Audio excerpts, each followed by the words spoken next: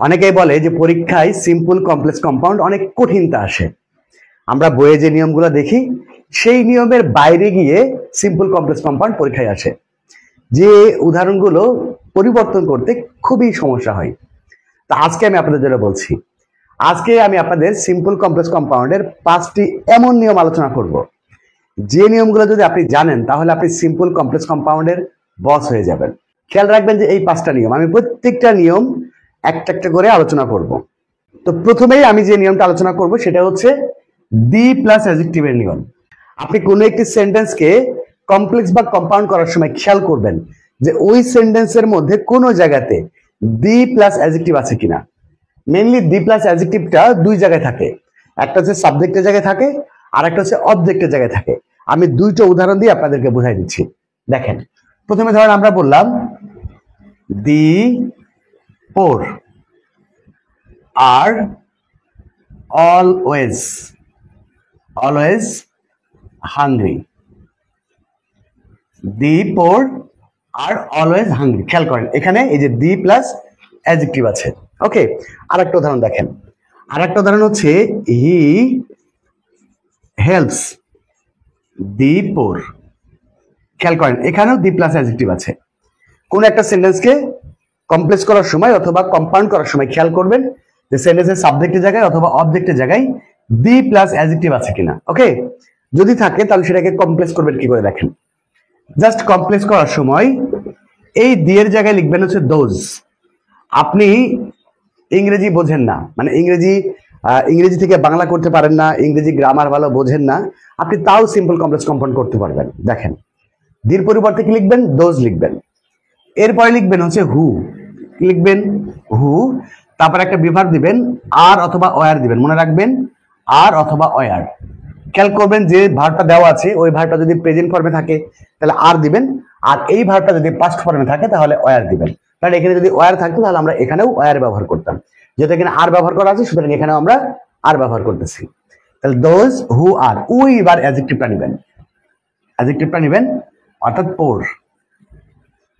দেখেন those who আর পোর, তারপরে যা আছে চোখ বন্ধ করে বসে দিবেন। দেখেন কোনো সেন্টেন্সের কোনো শব্দের অর্থ আপনার জানতে হবে না, জাস্ট লিখবেন আর অলওয়েজ হাংরি, ব্যাস। এটা কিন্তু কমপ্লেক্স হয়ে গেছে। তাহলে নিয়মটা কি মনে রাখবেন, দির জায়গাতে লিখবেন দোজ, তারপরে লিখবেন হু, তারপরে লিখবেন হচ্ছে আর অথবা ওয়ার, এরপরে বাকি অংশ যা থাকবে ওই যে পোর থেকে শুরু করে যা থাকবে সব লিখে দিবেন। তাহলে এটা হচ্ছে সিম্পল থেকে কি হলো, সিম্পল থেকে কমপ্লেক্স হলো। এখন এই সেন্টেন্সটাকে যদি আপনি কম্পাউন্ড করতে চান তাহলে মনে রাখবেন এই যে দোজ দেখতেছেন, এই দোজের জায়গাতে লিখবেন দে, হুটাকে অবশ্যই বাদ দিবেন, অর্থাৎ বলবেন দে আর পোর। তারপরে এই যে দ্বিতীয় যে ভার্বটা আছে এই ভার্বের আগে লিখবেন হচ্ছে অ্যান্ড লিখবেন, আর একবার দে লিখবেন, ব্যাস। অর্থাৎ কি হবে, they are poor and they are always hungry. ঠিক এইটা দেখেন, এটা কিভাবে করবেন, ঠিক আগের মতোই। অর্থাৎ এই যে হি হেল্পস, এই দিয়ের জায়গায় লিখবেন হচ্ছে দোজ। তাহলে দে হি হেল্পস দোজ, তারপর লিখবেন হচ্ছে হু, কি লিখবেন, হু লিখবেন। আর দেখেন এই ভার্বটা আছে প্রেজেন্ট ফর্মে, তার মানে কি দিবেন, আর দিবেন, অর্থাৎ আর, এরপরে যে অ্যাডজেক্টিভটা আছে নিয়ে নেবেন, শেষ। একদম সহজ, আপনি ইংরেজি কিছুই না পারেন তাও আপনি করতে পারবেন। তাহলে he helps those who R poor হয়ে গেল। এবার দেখেন এটাকে যদি আপনি কম্পাউন্ড করতে চান, কম্পাউন্ড করতে গেলে জাস্ট এই দোজের জায়গায় লিখবেন হচ্ছে দেম। তাহলে এখানে দুইটা জিনিস মনে রাখতে হবে, যদি সাবজেক্টের জায়গায় দি প্লাস অ্যাডজেক্টিভ থাকে তাহলে এখানে আমরা কি করব, কম্পাউন্ড করার সময় দের পরিবর্তে বা দোজের পরিবর্তে আমরা দে করব। আর যদি এটা অবজেক্টের জায়গায় থাকে, দি প্লাস অ্যাডজেক্টিভ যদি ভার্বের পরে অংশে থাকে তাহলে এখানে দোজের পরিবর্তে আমরা দেম লিখবো। এই দুটা জিনিস মনে রাখবেন। এরপরে অবশ্যই হুটা বাদ দিবেন, তারপর দিবেন হচ্ছে অ্যান্ড, আর একবার লিখবেন দে, এই যে, অর্থাৎ he helps them and they are poor হয়ে গেল। একদম সহজ নিয়ম, মনে রাখবেন দি প্লাস অ্যাডজেক্টিভ কয় জায়গায় থাকবে, দুই জায়গায়, সাবজেক্টের জায়গায় অথবা অবজেক্টের জায়গায়।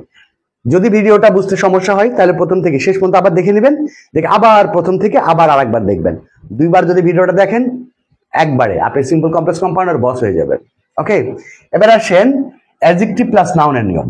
এই অ্যাডজেক্টিভ প্লাস নাউনটাও দুই জায়গায় থাকবে, একটা হচ্ছে সাবজেক্টের জায়গায় থাকবে আর একটা হচ্ছে অবজেক্টের জায়গায়, মানে ভার্বের পরের অংশে থাকবে। দেখেন সেটা হচ্ছে an educated person, educated person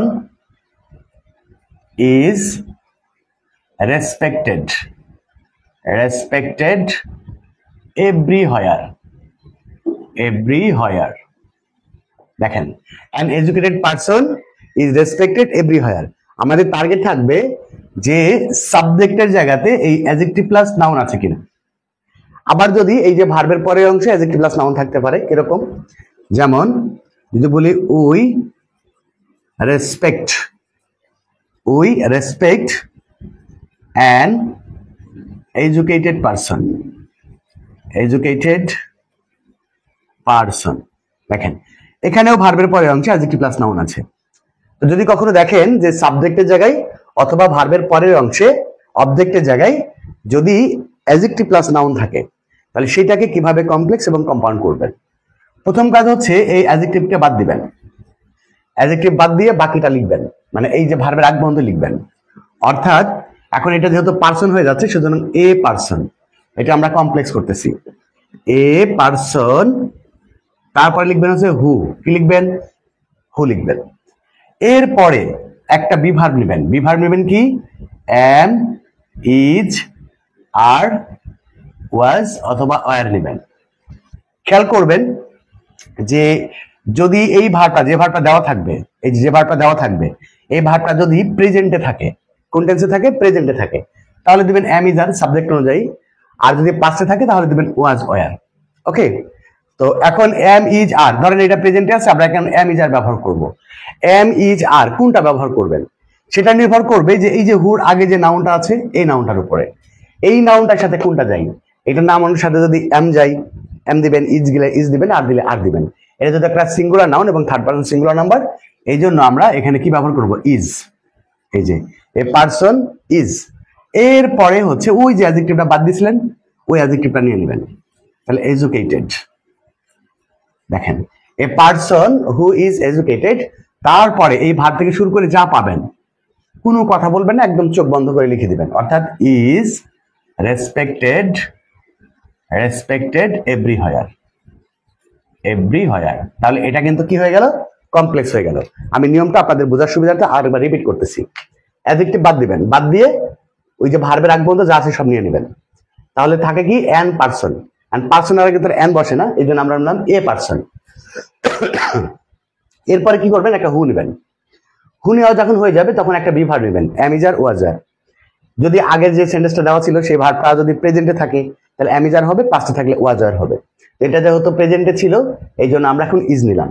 এরপরে যে অ্যাডজেক্টিভ বাদ দিয়েছিলেন সেই অ্যাডজেক্টিভটা নেবেন, তাহলে এ পারসন হু ইজ এডুকেটেড, এরপরে ভার্ব থেকে শুরু করে যা পাবেন চোখ বন্ধ করে নিয়ে নেবেন, অর্থাৎ ইজ রেসপেক্টেড এভরিহোয়ার। তাহলে এটাকে আমরা কি করলাম, এটাকে আমরা সিম্পল থেকে কমপ্লেক্স করলাম। এখন এটাকে যদি আপনি কম্পাউন্ড করতে চান খুবই সহজ, আপনি কি করবেন, জাস্ট হুটাকে বাদ দিবেন, হুটাকে বাদ দিবেন, এ পারসন ইজ এডুকেটেড, এবং যে দ্বিতীয় যে ভার্বটা থাকবে সেই ভার্বের আগে একটা অ্যান্ড যোগ করবেন, অ্যান্ড। আর ওই যে হুর আগে যে নাউনটা ছিল ওই নাউনের একটা প্রোনাউন নেবেন, অর্থাৎ এই পারসনের প্রোনাউন হচ্ছে হি। অর্থাৎ কি দাঁড়ালো, a person is educated and he is respected everywhere, হয়ে গেল কম্পাউন্ড। আচ্ছা এবার এটা কিভাবে করবেন, ঠিক আগের মতোই সব লিখবেন, জাস্ট অ্যাডজেক্টিভটা বাদ দিবেন। তাহলে we respect, we respect a person, we respect a person, তারপরে নেবেন কি who, we respect a person who, এরপরে ঠিক আগের মতো একটা বিভার্ব ইজ। দেখেন আমরা কি করতেছি, এর we respect a person, just adjective বাদ দিয়ে সব লিখে নিয়েছি, উই রেসপেক্ট এ পারসন, এরপরে নিয়েছি কি হু, এরপরে একটা বিভার্ব নেবেন, এরপরে এই যে অ্যাডজেক্টিভটা বাদ দিয়েছিলেন ওইটা নিয়ে নেবেন, এডুকেটেড। এই যে তাহলে we respect a person who is educated, হয়ে গেল। এটাকে যদি আপনি কম্পাউন্ড করতে চান তাহলে খুবই সহজ, জাস্ট এই হু এর জায়গাতে লিখবেন হচ্ছে অ্যান্ড, অ্যান্ড লিখবেন, আর হু এর আগে যে নাউনটা আছে ওর একটা প্রোনাউন নিয়ে নেবেন, হি। অর্থাৎ we respect a person and he is educated. আচ্ছা এবার আসেন 3 নাম্বার নিয়ম, নাউন আর প্রোনাউন। যদি কখনো দেখেন যে বি প্লাস অ্যাডজেক্টিভও নাই আবার অ্যাডজেক্টিভ প্লাস নাউনও নাই, শুধু নাউন আছে অথবা শুধু প্রোনাউন আছে। এরকম উদাহরণ লেখেন। ধরেন আমরা বললাম যে হেলথ ইজ ওয়েলথ। দেখেন এই সেন্টেন্সটাতে আপনার অ্যাডজেক্টিভ প্লাস নাউনও নাই, আবার দি প্লাস অ্যাডজেক্টিভও নাই, কি আছে? শুধু একটা নাউন আছে। আবার দেখেন যদি বলি যে আই অ্যাম এ স্টুডেন্ট, দেখেন এর মধ্যেও কিন্তু সেই দি প্লাস অ্যাডজেক্টিভও নাই, আবার অ্যাডজেক্টিভ প্লাস নাউনও নাই। এরকম সেন্টেন্সকে কি করবেন? এরকম সেন্টেন্স করা খুবই সহজ। প্রথমে লিখবেন ইট ইজ অথবা ইট ওয়াজ। প্রথমেই লিখবেন কি? ইট ইজ অথবা ইট ওয়াজ লিখবেন। দেখেন এটাকে যদি আমরা কমপ্লেক্স করি তাহলে আমরা প্রথমে লিখবো ইট ইজ, এরপরে ওই সাবজেক্টটা নেবেন, এটা নাউন হোক অথবা প্রোনাউন হোক, ওটা নিয়ে নেবেন হেলথ নেবেন। এরপরে নেবেন হচ্ছে হু অথবা হুইচ। তাহলে মনে রাখবেন নোটটা কি? প্রথমে লিখবেন ইট ইজ অথবা ইট ওয়াজ। প্রথমে কি নেবেন? ইট ইজ নেবেন অথবা ইট ওয়াজ নেবেন। এরপরে যে নাউনটা ছিল অথবা যে প্রোনাউনটা থাকবে সেটা নিয়ে নেবেন। এরপরে নেবেন হু অথবা হুইচ। এই নাউনটা যদি ব্যক্তি হয় তাহলে হু নেবেন, আর যদি বস্তু হয় তাহলে হুইচ নেবেন। এই যে এটা বস্তু ছিল এই জন্য আমরা নিলাম হুইচ। এরপরে কি করবেন? ওই ভার্ব থেকে শুরু করে যা পাবেন ওই সেন্টেন্সের মধ্যে সব নিয়ে নেবেন, অর্থাৎ ইজ ওয়েলথ। দেখেন তাহলে it is health, which is wealth. এটাকে করেন, কিভাবে করবেন দেখেন। এটাকে যদি করতে চান তাহলে ইট ইজ আই, এরপর হচ্ছে হু, তারপর যা আছে সব নিয়ে নেবেন। অ্যাম এ স্টুডেন্ট, দেখেন it is I who am a student, হয়ে গেল কমপ্লেক্স। এটাকে যদি আপনি কম্পাউন্ড করতে চান তাহলে খুবই সহজ। জাস্ট কি করবেন? এই হুইচ বা হুইচের জায়গায়, হু অথবা হুইচের জায়গায় লিখবেন অ্যান্ড। দেখেন এখানে আমরা বললাম অ্যান্ড, আর এই যে হু বা হুইচের আগে যে নাউনটা থাকবে ওই নাউনের একটা প্রোনাউন এই অ্যান্ড এর পরে নিয়ে নেবেন ইট। তাহলে it is health and it is wealth. তাহলে এটা আপনারা নিশ্চয়ই পারবেন। এটাকে কি করবেন? এই হু এর জায়গায় লিখবেন হচ্ছে অ্যান্ড, আর হু এর আগে যে নাউন বা প্রোনাউন থাকবে ওর আর একটা প্রোনাউন নেবেন, অর্থাৎ it is I and I M a student. হয়ে গেল কম্পাউন্ড। মানে একদমই সহজ জিনিস, শুধু আপনি বুঝে বুঝে করবেন। আপনি ইংরেজি কিছু যদি না বোঝেন, আপনি বাংলা অর্থ যদি করতে না পারেন, তাও এটা করতে পারবেন। তো পরবর্তী নিয়মগুলো আলোচনা করার পূর্বে আমি আপনাদেরকে ছোট্ট একটা ইনফরমেশন দিই। আপনারা যারা নবম এবং দশম শ্রেণীর শিক্ষার্থী, অর্থাৎ যারা 2026 সাল এবং 2027 সালে যারা এসএসসি পরীক্ষায় অংশগ্রহণ করবেন, আপনাদের জন্য আপনাদের ইংলিশ ফার্স্ট পেপার এবং ইংলিশ সেকেন্ড পেপারের পুরো 200 মার্কের কমপ্লিট প্রিপারেশন নিয়ে সেকেন্ড ব্যাচ চালু হচ্ছে, সেকেন্ড অনলাইন ব্যাচ। প্রথম ব্যাচের ক্লাস ইতিমধ্যে শুরু হয়ে গেছে, চলতেছে। আপনাদের দ্বিতীয় ব্যাচের ক্লাস খুব শীঘ্রই শুরু হতে যাচ্ছে। আপনি যদি নবম বা দশম শ্রেণীর শিক্ষার্থী হয়ে থাকেন এবং ইংরেজিতে ভালো রেজাল্ট করতে চান, মানে সর্বোচ্চ ভালো রেজাল্ট করতে চান, আপনি ইংরেজিতে খুবই দুর্বল আছেন, অসুবিধা নাই, কিন্তু রেজাল্ট ভালো করতে চান, এরকম যদি কেউ থাকেন তাহলে আপনি দ্রুত এই ব্যাচে ভর্তি হতে পারেন। কারণ এই ব্যাচে ইংরেজি ভাষাটাকে আপনার ইংলিশ ফার্স্ট পেপার এবং ইংলিশ সেকেন্ড পেপারের পুরো 200 মার্কের কমপ্লিট প্রিপারেশন হবে, এবং সেটা দুই ভাবে হবে। একটা হচ্ছে আপনি যদি ইংরেজিতে খুবই দুর্বল হয়ে থাকেন তাহলে আপনার জন্য সহজ কিছু পলিসি আছে ইংরেজিতে ভালো রেজাল্ট করার। আর আপনি যদি ভালো স্টুডেন্ট হয়ে থাকেন তাহলে আপনাদের জন্য কথাই নেই, আপনি সর্বোচ্চ ভালো রেজাল্ট করতে পারবেন। ওকে, তো আপনারা যারা নবম এবং দশম শ্রেণীর শিক্ষার্থী, অর্থাৎ 2026 এবং 27 সালে যারা এসএসসি পরীক্ষা দিবেন, তারা এই ব্যাচে যদি ভর্তি হতে চান তাহলে স্ক্রিনে দেওয়া নাম্বারে এখনই যোগাযোগ করুন। এইটাই আমার পার্সোনাল নাম্বার এবং এটাই আমার পার্সোনাল হোয়াটসঅ্যাপ নাম্বার। আপনি হোয়াটসঅ্যাপে যোগাযোগ করতে পারেন অথবা সরাসরি আমার সাথে ফোনও করতে পারেন। ওকে, তো এবারে আসেন আপনাদের সাথে পরবর্তী বিষয়গুলো আলোচনা করি। তবে এইটার দ্বিতীয় একটা নিয়ম আছে, সেটা হচ্ছে এই নাউনটা কখনো কখনো প্লুরাল হতে পারে। মনে রাখবেন, নাউনটা কখনো কখনো কি হতে পারে? প্লুরাল হতে পারে। যদি প্লুরাল হয় তাহলে কি করবেন দেখেন, many students has failed in the examination খেয়াল করেন। এখন নিয়মটা আগের মতোই আছে, বাট এই নাউনটা কি আছে? প্লুরাল আছে। যদি এরকম কখনো হয় যে এই নাউনটা প্লুরাল আছে, সেই ক্ষেত্রে আপনি কি করবেন? এই ইট ইজ বা ইট ওয়াজ এর জায়গাতে আপনি বলবেন দেয়ার আর অথবা দেয়ার ওয়ার। মনে রাখবেন, দেয়ার আর লিখবেন অথবা দেয়ার ওয়ার লিখবেন। যেমন আমরা প্রথমেই যদি এটাকে আমরা কমপ্লেক্স করতে চাই তাহলে আমরা প্রথমে লিখব দেয়ার আর many students, there are many students, তারপরে লিখবেন হচ্ছে হু, কি লিখবেন, হু লিখবেন, সরি এটা একটু ভুল ছিল, এটা হ্যাভ হবে, অর্থাৎ many students have failed in the examination। তারপরে কি করবেন, তাহলে প্রথমে লিখবেন দেয়ার আর অথবা দেয়ার ওয়ার, এই ভার্ব অনুযায়ী, এই ভার্বটা যদি পাস্ট টেন্স থাকে তাহলে আপনি ওয়ার দিবেন, আর যদি প্রেজেন্টে থাকে তাহলে আর দিবেন। তাহলে দেয়ার আর ম্যানি স্টুডেন্টস, এরপরে নেবেন হচ্ছে হু, এরপরে ভার্ব থেকে শুরু করে যা পাবেন চোখ বন্ধ করে নিয়ে নেবেন, অর্থাৎ have failed in the examination. তাহলে প্রথম কাজ হচ্ছে যদি নাউনটা প্লুরাল হয় তাহলে দেয়ার আর অথবা দেয়ার ওয়ার নেবেন, আর যদি সিঙ্গুলার হয় তাহলে ইট ইজ অথবা ইট ওয়াজ নেবেন, এটা তো ক্লিয়ার। এরপরে কি করবেন, আগের মতো জাস্ট ওই যে ভার্বের আগে, দ্বিতীয় ভার্বের আগে নেবেন হু, এরপরে ওর পর থেকে যা পাবেন সব নিয়ে নেবেন। তাহলে কি দাঁড়ালো, there are many students who have failed in the examination. Okay, এইটাকে যদি আপনি কম্পাউন্ড করতে চান সেটাও খুব সহজ, সেটা হচ্ছে এই হু এর জায়গায় লিখবেন আগের মতো অ্যান্ড, আর এই যে নাউনটা দেখতেছেন হুর আগে যে নাউনটা থাকবে ওটা একটা প্রোনাউন নেবেন, অর্থাৎ হচ্ছে দে। দেখেন তাহলে there are many students and they have failed in the examination হয়ে গেল। তাহলে আমরা ইতিমধ্যেই 3টা নিয়ম কমপ্লিট করেছি, এবার হচ্ছে 4 নাম্বার নিয়ম। 4 নাম্বার নিয়মটা দেখেন, 4 নাম্বার নিয়মটা হচ্ছে noun plus verb plus ING. কখনো যদি দেখেন যে কোনো জায়গাতে একটা কি আছে, নাউন আছে এবং সেই নাউনের পরে ভার্ব প্লাস আইএনজি আছে, যেমন ধরেন এরকম আছে যে দি বয়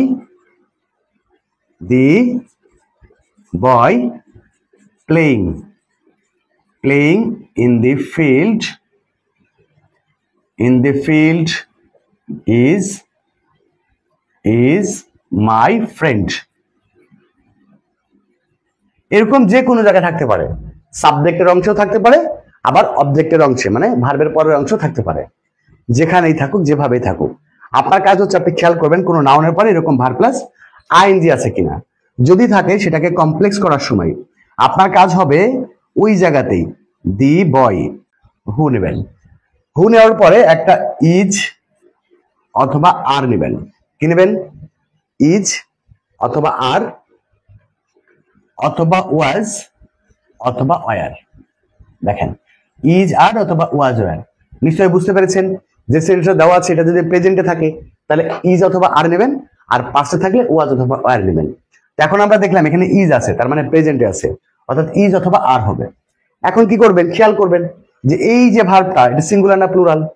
আর একটা জিনিস সহজ কথা মনে রাখবেন, যে ভার্বটা দেওয়া আছে এটা যদি সিঙ্গুলার থাকে তাহলে বুঝবেন সাবজেক্ট সিঙ্গুলারই আছে, এটা যদি প্লুরালে থাকে তাহলে জানবেন সাবজেক্ট প্লুরালই আছে। অর্থাৎ এটা যদি সিঙ্গুলার থাকে তাহলে পরবর্তী ভার্বটা সিঙ্গুলার নেবেন, এটা যদি প্লুরালে থাকে তাহলে পরবর্তী ভার্বটাও প্লুরাল নেবেন। ওকে, তো এখানে যদি ইজ ছিল আমরা এখানেও ইজ দিয়ে দিব। আর এই যে দেখতেছেন এই যে ভার্ব প্লাস আইএনজি যেটা দিতেছেন এটা চোখ বন্ধ করে নিয়ে নেবেন, প্লেইং। দেখেন the boy who is playing in the field, তারপর যা আছে এখান থেকে শুরু করে চোখ বন্ধ করে সব নিয়ে নেবেন, in the field is my friend. দেখেন তাহলে the boy who is playing in the field is my friend.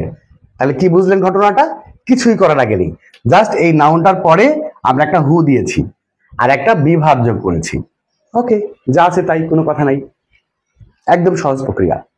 আচ্ছা, এটাকে যদি আপনি কম্পাউন্ড করতে চান সেটাও সহজ, জাস্ট হুটাকে বাদ দিবেন, আর দ্বিতীয় যে ভার্বটা আছে ওই ভার্বের আগে একটা হু যোগ করবেন, কি যোগ করবেন, সরি একটা অ্যান্ড যোগ করবেন, অ্যান্ড। আর ওই হু এর আগে যে নাউনটা থাকবে তার একটা প্রোনাউন নেবেন, ইজ। অর্থাৎ the boy is playing in the field and he is my friend. কঠিন? একদম সহজ। আপনাকে এখন শুধুমাত্র বোর্ড প্রশ্ন প্র্যাকটিস করতে হবে, দেখবেন খুব সহজেই পারবেন। আচ্ছা, এরপরে লাস্ট নিয়ম আজকের জন্য, সেটা হচ্ছে ইন প্লাস টাইম বা ডিউরিং প্লাস টাইম। যে কোনো জায়গাতে সেন্টেন্সের শুরুতে শেষে যে কোনো জায়গাতে যদি দেখেন যে ইন আছে অথবা ডিউরিং আছে তারপর সময় আছে, তাহলে কিভাবে করবেন, যেমন দেখেন বাংলাদেশ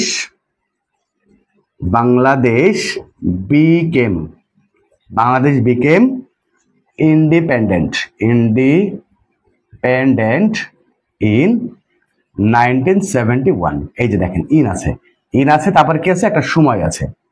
যদি কখনো দেখেন যে ইন প্লাস টাইম মানে ইনের পরে অথবা ডিউরিং এর পরে এরকম সময় আছে, আমি আর একটা উদাহরণ দিই। দেখেন তখন লেখা আছে during during summer, during summer it becomes emaciated, emaciated. দেখেন তাহলে এখানেও কি আছে, ডিউরিং প্লাস একটা সময় আছে। যেখানেই থাকুক ডিউরিং বা ইন এরপরে যদি সময় থাকে তাহলে এটাকে কমপ্লেক্স করার সময় খুব সহজভাবে করবেন, সব নেবেন আগের মতোই। Bangladesh, Bangladesh became, Bangladesh became independent, independent. এরপরে নেবেন হচ্ছে হোয়েন ইট ইজ, কি নেবেন, এই যে দেখেন আমি লিখে দিচ্ছি ইন বা ডিউরিং এর জায়গায় হোয়েন ইট ইজ অথবা ওয়াজ, হোয়েন ইট ইজ অথবা হোয়েন ইট ওয়াজ। দেখেন এই ভার্বটা কি ছিল, পাস্টে ছিল, পাস্টে থাকলে নেবেন হোয়েন ইট ওয়াজ, আর যদি প্রেজেন্টে থাকে এটার মতো তাহলে তখন নেবেন হোয়েন ইট ইজ। ওকে, তাহলে আমরা এখন নিচ্ছি কি, এই ইনের পরিবর্তে লিখবো হচ্ছে হোয়েন ইট ওয়াজ, আর ওই যে সময়টা, ওই সময়টা নিয়ে নেবেন 1971, অর্থাৎ Bangladesh became independent when it was 1971। এটাকে যদি আপনি কমপ্লেক্স করেন দেখেন খুব সহজ। কি করবেন, এই দুই এক জায়গায় লিখবেন হচ্ছে when it is, when it is, কারণ এই ভার্বটা প্রেজেন্টে আছে। ওকে, তাহলে হোয়েন ইট ইজ, তারপর যা আছে লিখে দেন সব, এই যে সামার, তারপর হচ্ছে it becomes, becomes emaciated, emaciated. Okay, হয়ে গেল কমপ্লেক্স। আচ্ছা, এদেরকে যদি আপনি কম্পাউন্ড করতে চান সেটা খুব সহজ, ওই যে হোয়েনের জায়গায় লিখবেন অ্যান্ড, ব্যাস, আর কিছু করা লাগবে না। অর্থাৎ Bangladesh became independent and it was 1971। Okay, এটাকে যদি আপনি কম্পাউন্ড করেন তাহলে জাস্ট খালি হোয়েনটা বাদ দেন, আর এই যে কমার জায়গাতে লিখবেন অ্যান্ড, অর্থাৎ it is summer and it becomes emaciated. একদম সহজ। তাহলে আজকের এই 5টা নিয়ম আপনি একটু যদি বোর্ড প্রশ্ন সলিউশন করেন, এবং এই 5টা নিয়মই কিন্তু পরীক্ষার্থী স্টুডেন্টের কাছে কঠিন মনে হয়, আর এই কঠিন নিয়মগুলো যদি আপনি পারেন তাহলে আপনি সিম্পল কমপ্লেক্স কম্পাউন্ডের বস হয়ে যাবেন, কারণ সহজ নিয়মগুলো আপনি পূর্বে থেকেই পারেন। যারা পারেন না, আমার ইউটিউবে আরেকটি ভিডিও দেওয়া আছে যে সহজ নিয়মগুলোকে খুবই সহজে কিভাবে করা যায়, আমি ওই ভিডিওটির লিঙ্কও এই ভিডিও ডেসক্রিপশন বক্সে দিয়ে দিয়েছি, আই বাটনে দিয়ে দিয়েছি, আপনারা ওই ভিডিওটা দেখে নেবেন, তাহলে সিম্পল কমপ্লেক্স কম্পাউন্ডের বস হয়ে যাবেন। এমন কোনো সিম্পল কমপ্লেক্স কম্পাউন্ড সেন্টেন্স থাকবে না যেটা আপনি পরিবর্তন করতে পারবেন না। ওকে, তো আজকের এই ক্লাসটি কেমন লাগলো সেটা অবশ্যই কমেন্টস করে জানাবেন। আর আপনাদেরকে আবারও জানিয়ে রাখি, আপনারা যারা নবম বা দশম শ্রেণীর শিক্ষার্থী, অর্থাৎ যারা 2026 এবং 2027 সালে এসএসসি পরীক্ষায় অংশগ্রহণ করবেন, আপনাদের জন্য নতুন অনলাইন ব্যাচ শুরু হচ্ছে খুব শীঘ্রই। আপনি যদি এই ব্যাচে ভর্তি হতে চান তাহলে এখনই স্ক্রিনে দেওয়া নাম্বারে যোগাযোগ করুন। এই ব্যাচে আপনাদের ইংলিশ ফার্স্ট পেপার এবং ইংলিশ সেকেন্ড পেপারের পুরো 200 মার্কেরই কমপ্লিট প্রিপারেশন হবে। টোটাল কোর্সটা হচ্ছে 4 মাসের কোর্স, 4 মাসের মধ্যেই আপনার ইংলিশ ফার্স্ট পেপার এবং ইংলিশ সেকেন্ড পেপারের পুরোটা কমপ্লিট হবে। ওকে, তো আপনি যদি খুব অল্প সময়ের মধ্যে ইংরেজি কমপ্লিট করতে চান, ইংরেজিতে ভালো রেজাল্ট করতে চান, তাহলে আর দেরি না করে এখনই যোগাযোগ করুন। বিস্তারিত জানতে অথবা ভর্তি সংক্রান্ত আরো যদি কোনো প্রশ্ন থাকে তাহলে এই নাম্বারে যোগাযোগ করুন। এটাই হচ্ছে আমার পার্সোনাল নাম্বার এবং এটাই হচ্ছে আমার পার্সোনাল হোয়াটসঅ্যাপ নাম্বার। আপনি হোয়াটসঅ্যাপে যোগাযোগ করতে পারেন অথবা সরাসরি আমাকে কলও করতে পারেন। আজকে বিদায় নিচ্ছি, দেখা হবে পরবর্তী ক্লাসে। সে পর্যন্ত সবাই ভালো থাকবেন, সুস্থ থাকবেন। আল্লাহ হাফেজ।